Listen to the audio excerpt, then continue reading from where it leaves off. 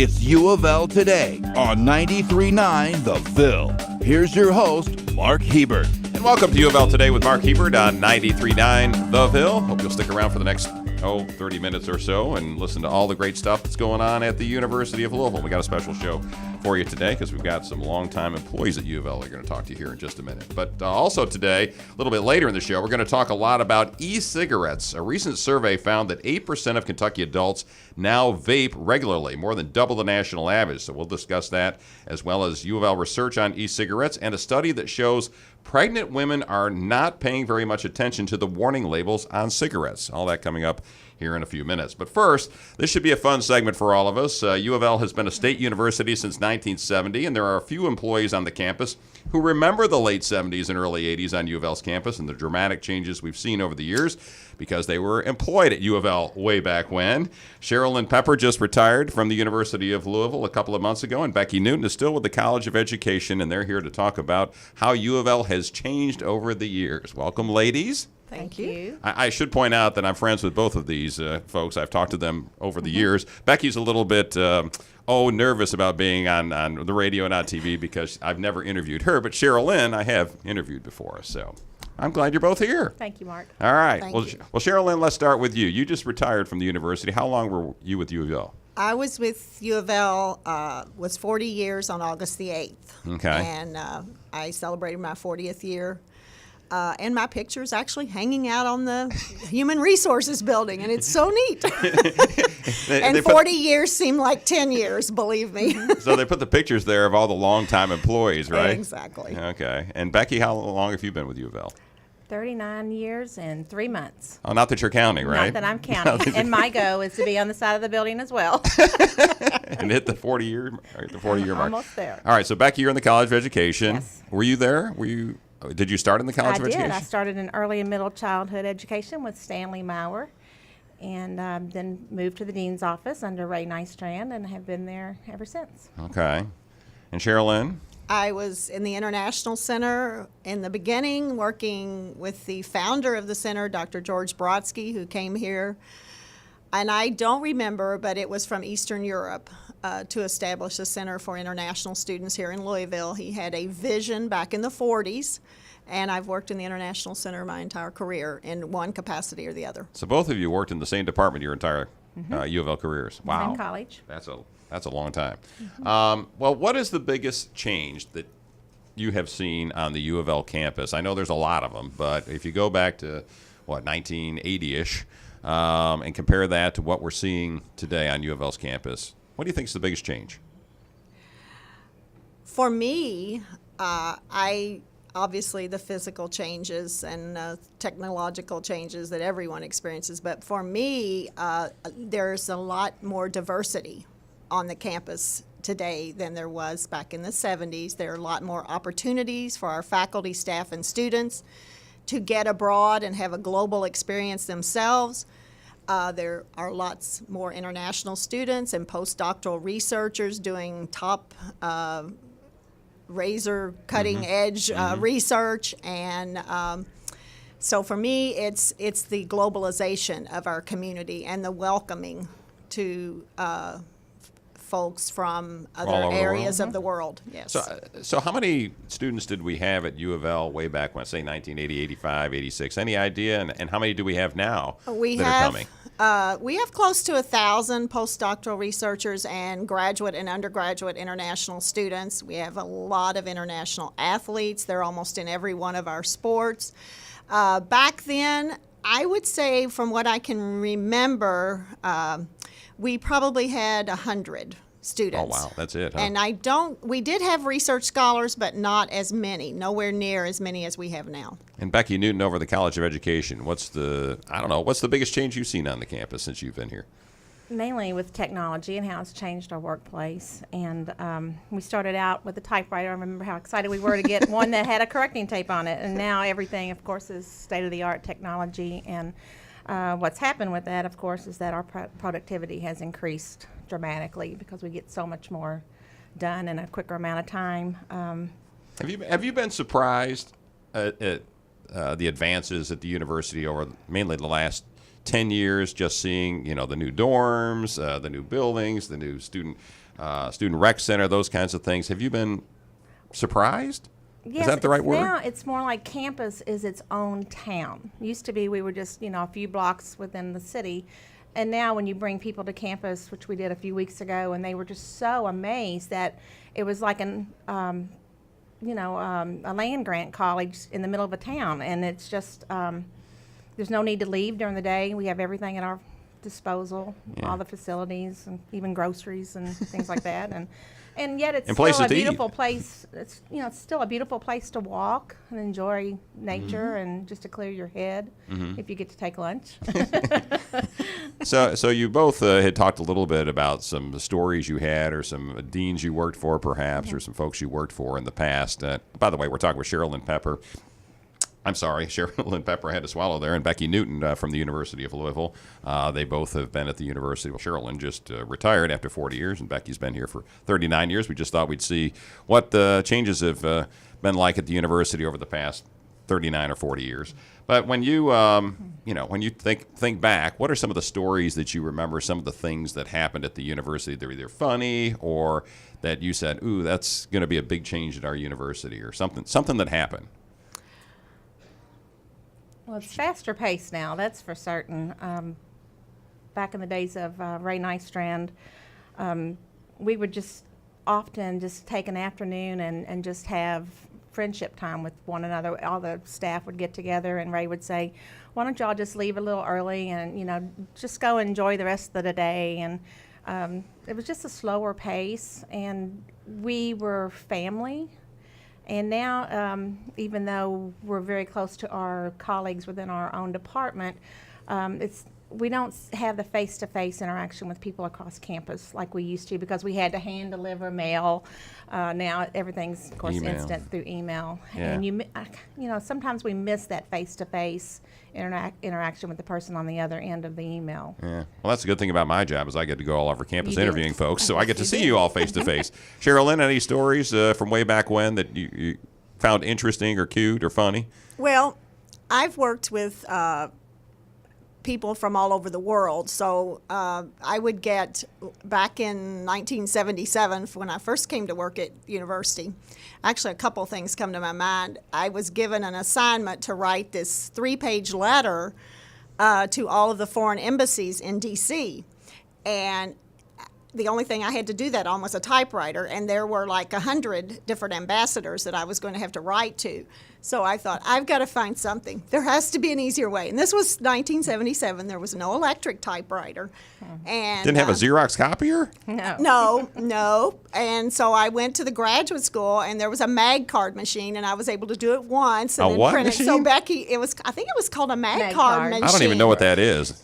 Well, and I'm It was just a as little old as you card guys. that went into Yes, a and you typewriter, had magnetic Okay. film inside. That was one thing that came to my mind, and I thought, I can't do this. And so when Becki talks about technology, for me working with folks out in another country and miles away, that has been a huge change. The other thing was when I would first get to work at when I first came to work at UofL, we had letters would come on the flimsy onion skin paper and the red and white airmail flimsy envelopes. Like papyrus? Yeah, exactly. And it would take, 2 months to arrive here, and then I would open it, and there would be a student saying, Dear Dr. Pepper, even though I did not have my PhD, I yearn to study in this prestigious university nestled along the banks of the beautifully flowing Ohio River. And it was funny then, and it's even It's still funnier funny now. But I would, send my nice letter back, and, a year later maybe that student would get here with all of the bureaucracy and everything that existed in the 70s being done by snail mail. Now it's a click of a button, and it's much faster. Yeah, so it's much easier for international students to get here because they don't have to send mail back and forth over the ocean 4 or 5 times, right? But following up on what Becki said, actually not having the face-to-face, it was a wonderful place to work back then, and it was very hard to leave a wonderful place. And I really haven't exited, as you can see from this. Yeah, I can tell. I can tell. Well, what about the students these days, either in the College of Education or the international students that you deal with? Are they any different than they were They are. back? Why? They come to campus so smart in technology, and they end up teaching us. I love to hire work study students who can help me navigate through The computers. my phone, just my phone, the computer. They are just so smart. Mm-hmm. So Sharolyn? advanced. Same thing, and with our international students, they come with a definite focus. They are much, I hate to say this, but they're much more centered on what their mission is and their time that they're going to complete this goal and the success and where they want to go sometimes, I think, than our domestic students, but they are very brilliant and very focused. All right, Becki, Newton, Sharolyn Pepper, thanks so much, and thanks for your service to the University of Louisville. Kandi Walker and Joy Hart have been on the show before, and they've got lots to talk about today. We're going to cover a number of topics. They're both communications professors at U of L who have a special interest in research on tobacco products and electronic cigarettes. So we've got several research topics to cover in the next 15 minutes or so, including e-cigarettes in college students and dual users, those who use both traditional cigarettes and e-cigarettes, as well as a survey of how pregnant women don't necessarily pay attention to the labels on cigarettes. So we've got three things to cover. Joy and Kandi, welcome back, and we'll get plowing here. Good to see you guys. Thank you for having us. All right, glad you're here. All right, well, let's start with pregnant women labeling on cigarettes and what you found in your research. What'd you find? The pregnant women's today was really interesting because we were using path data. So we were looking at over 19,000 responses from women, looking at all reproductive age women. So we were looking at 18 to about 45 years of age. And what we found was that packaging did matter. It really has an impact on women, but we need to be more persuasive. We found that women who smoked were less likely to know about fetal harms, even though they could say, yes, I've seen packaging, I've seen the warning ads, but they really didn't know the fetal harms. So we do need to do more in the public health campaigns arena to target women so that they can see the harms, know the harms, make that connection between I see something and knowing something. So there is more research that needs to be done on that area, but packaging matters. It matters on the cigarettes. I think this study just stunned me when I read this, that Scary. women are not paying attention to or at least are not getting the message of the warning labels on cigarettes. And so you have sort of two types of responses that warning labels, whether it be one thing that article talks about is graphic warning labels versus textual warning labels. So we have textual warning labels on To say warning cigarette smoking Yes, can be dangerous to yes, your yes. health or whatever it says. And then there can be graphic ones where you have photographs. So somebody speaking through a trach, for example, or somebody who's had a lung removed, or et cetera. So the two things people are looking at with warning labels. One, a cognitive response. So are people noticing it? They paying attention? They processing it? And then are you getting a behavioral response? So are people changing their behavior? Or do they at least have intentions to change their behavior? So do people quit smoking? Do they forego cigarettes? They don't smoke as many? Or at least are they planning to quit smoking, willing to put something there in practice? Right. And you're right that the statistics are still very scary because despite active tobacco control policies for a bunch of years, still about 20% of women of reproductive age and pregnant women smoke. And even though the rate is slightly lower for pregnant women, it's still more than 10%. I think it's like 12 or 13% these days. And that's a huge number, especially with the documented risks, not only to the mom, but to other people in the household and to the fetus. And also, if anybody out there is trying to get pregnant, this smoking lowers your fertility rate. So, Right. For both men and women, yeah, right? so that's another reason to Yeah. stop. When you talk about pictorial warning labels, don't they have those in Europe? Am I wrong on that? Or some countries have Yes. pictorial warnings on their cigarette labels, don't they? Yes. So what do they show?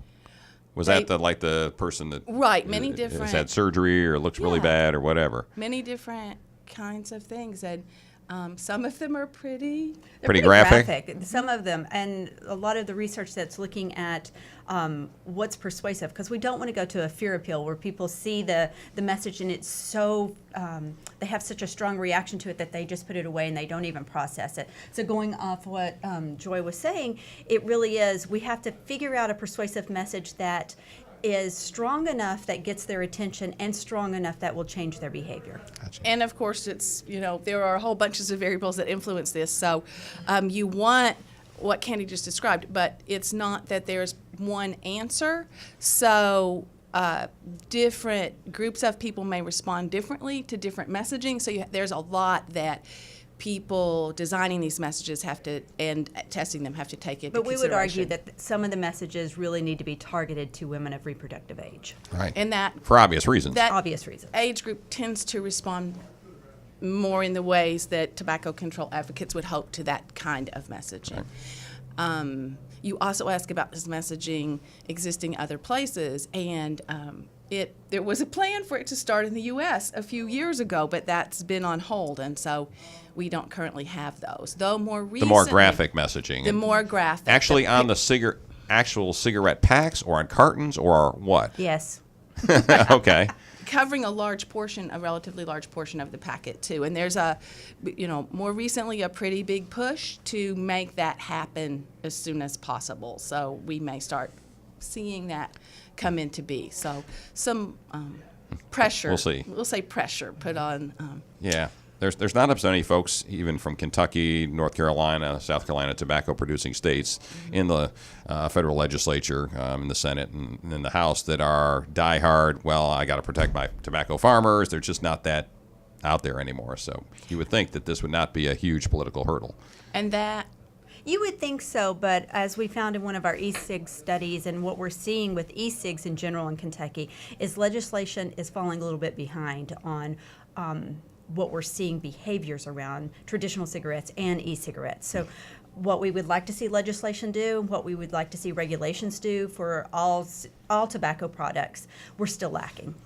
We're talking again with Kandi Walker and Joy Hart from the University of Louisville. They're both communications professors, and they both have a special interest in e-cigarettes and research on cigarettes in general. You also came up with a number that said if we did have harsher labeling, more graphic labeling on cigarettes, that we could save X amount of dollars and X amount of lives. What'd you come up with? Over about $100 million with hospital, just looking at if we could get women to not smoke while they are pregnant, before they're pregnant, but really right before they're pregnant.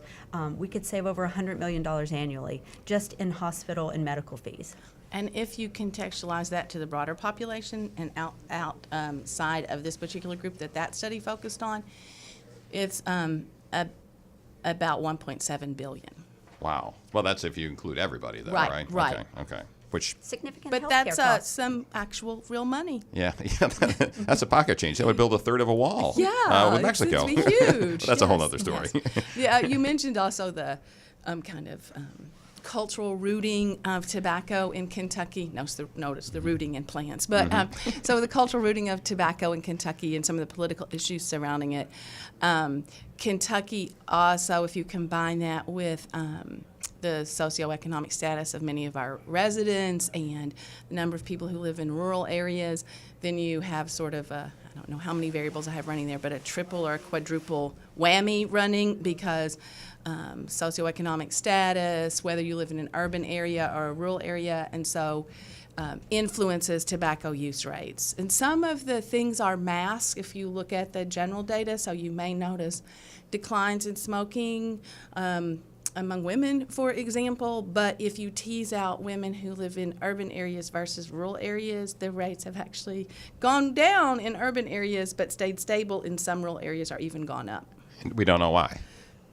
Lots of factors. Yeah, lots probably. of factors. Okay. Yes. A lot of them economic, I'm sure. I'm talking with Kandi Walker and Joy Hart from the Department of Communications at the University of Louisville, and they've done a lot of research on e-cigarettes and cigarette smoking in the state of Kentucky and nationwide. So now we're going to turn a little bit to e-cigarettes, which is just, it's come onto the scene, these e-cigarettes, and have just exploded in use. In fact, I saw a study for the Coalition Foundation for a Healthy Kentucky just put out a study that showed, I think, 8% of Kentucky adults are now using e-cigarettes regularly, which is double the national average. So why has this happened? How did that suddenly happen, and what impact has e-cigarettes had as you've been trying to do these studies and this research? We've been studying e-cigarettes with youth and with young adults for a few years, and especially in Kentucky. And what we found is that it isn't just all of a sudden it happened. This has been happening steadily. We've seen an increase year by year of people trying it. So there's a difference in research. Like, are you just trying it or are you using on a daily basis? And so, yes, now that we're seeing more people use on a daily basis, now it's a public health concern. But we've been concerned all along because we've seen youth trying it. And as flavors are coming more on the scene and youth want to try all the unique, fun flavors, we're going to see more people, more youth trying it. As more youth try it, they're going to get hooked in because it does have nicotine in it. Nicotine is an addictive substance. We've got to recognize that. And Joy, you all looked at college students and what the impact of e-cigarettes has been on college students. So what'd you find? We found lots of interesting things. One facet of that particular study, which hadn't been done before in other studies, at least ones that we reviewed at the time, so we think this is the only study when it was published looking at this, was an interest in perceptions of quality of life. So we were looking at how people felt about their life over across a number of different domains. So their physical health, their mental well-being, environmental health, for example, and we found that as your perceptions of health increase, the chance that you will use these products decreases. So there are. So help me out there. So if you feel good about your life, you're going to be less likely to smoke these Exactly. e-cigarettes. Okay. And those findings parallel the findings with traditional cigarettes or combustible cigarettes also. Okay. If you're in psychological distress, you're more likely Yes. to smoke. And we're finding that with traditional and with e-cigarettes now. Psychological distress is associated with tobacco use. And you also found, I think, that male college students smoke e-cigarettes more than female college students, right? They're more likely to be e-cigarette solo users, and they're more likely to be dual users, so using e-cigarettes and traditional cigarettes. In this study, in particular, we found that women were more likely to use traditional cigarettes only, but men were more likely to use e-cigarettes and use e-cigarettes and traditional together. And that the males using, or male college students using e-cigarettes more parallels other findings. Yeah. So that was not unexpected. Other findings meaning they smoke From other cigarettes more. They studies. smoke traditional cigarettes more often. And they're more likely to smoke e-cigarettes across the board. Most studies are finding that young males are more likely to consume e-cigarettes. Talking with Kandi Walker and Joy Hart from the University of Louisville Communications Department. They're both professors in the Communications Department. And when you looked at these college students, did you ask them, or has anybody asked, hey, why are you turning to these e-cigarettes instead of regular cigarettes? Has that question been asked? And if so, what's the answer? In different studies, not in this particular study, but in different studies that we've done, we've asked those questions. Why e-cigarettes? Why e-cigarettes over traditional cigarettes? One of them is the novelty of e-cigarettes. One of them is that older generations don't know as much about e-cigarettes, so it's cool and hip. But the other is it's easy access. They can get to it and they can hide it really easily too. So even in Kentucky, even in Jefferson County and Oldham County, we're seeing a higher percentage of youth trying them because they could do it really easily.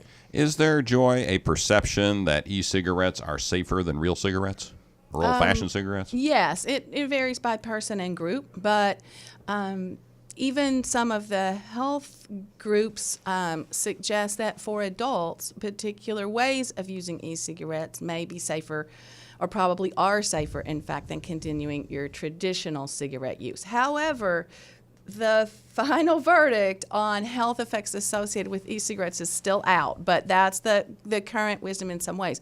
But parallel, many of those same health advocate groups would say that youth use means there should be a huge red flag here, because while there may be some benefits in smoking cessation, if that works for adults, the contributions to youth use are astronomical and frightening. But if the perception is, oh, they're telling people to do e-cigarettes, use e-cigarettes to lower their traditional cigarette consumption, then it carries on. So they think, oh, this must be safer. So there is that perception out there. Right.